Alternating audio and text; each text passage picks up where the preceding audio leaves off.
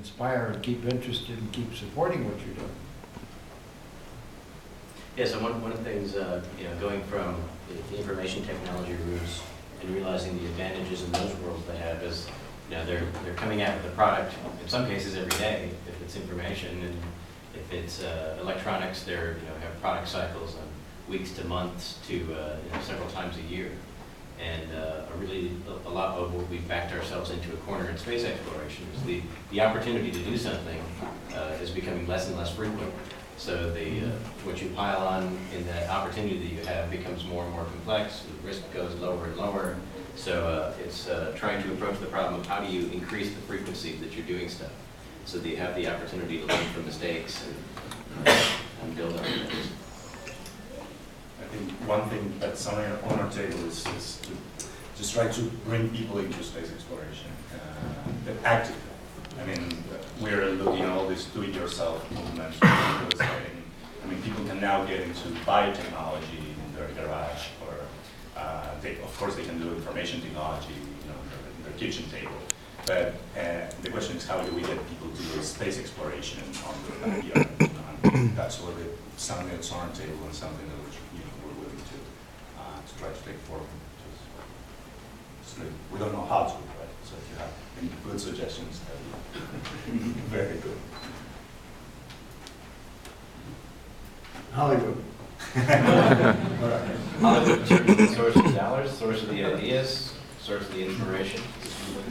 Well, I got a discussion some yesterday with Michelle Nichols about the fantasy versus the reality of trying to take what we do know and understand and can logically project, and then making that into a story versus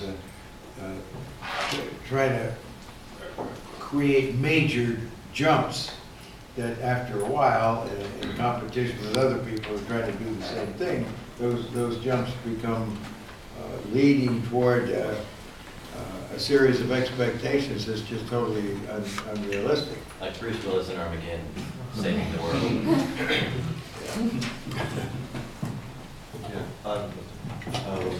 How do we move from a general strategy of shooting a few very expensive shuttles or rockets, and we have to succeed in doing that, to a strategy where we're shooting a lot of cheap devices and are willing to lose some of them due to failure?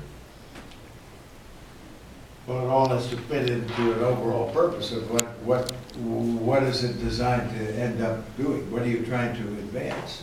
Pretty much the same, maybe in the smaller scales, but to move from a quality to a quantity strategy.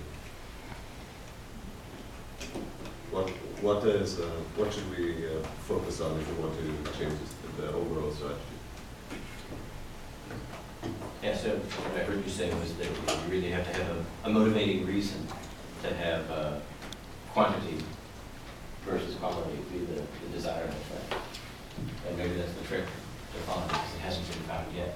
I think to evolve technologies is really helpful, especially when you've got an exponential basis and a cheap, quick turn access environment. I have a question.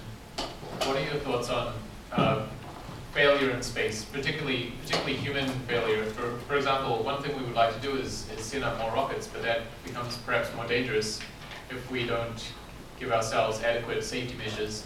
And so people can die up there, which on one hand is a terrible tragedy, but on the other hand is one of the risks that we may need to take.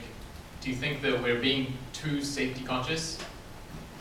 Well, I think we have a communication industry that thrives on sensationalism. Right. And as long as you're dealing with things that then get projected with sensational outcomes, you're going to have to deal with that unless you can condition them in some way.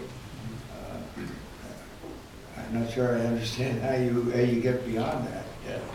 And do you think that may be part of the public's just interest in space? Maybe it seemed dangerous. Maybe that's one aspect of it.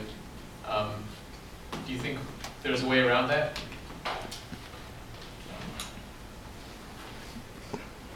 in terms of, I wish I had a clue as to how to do that, other than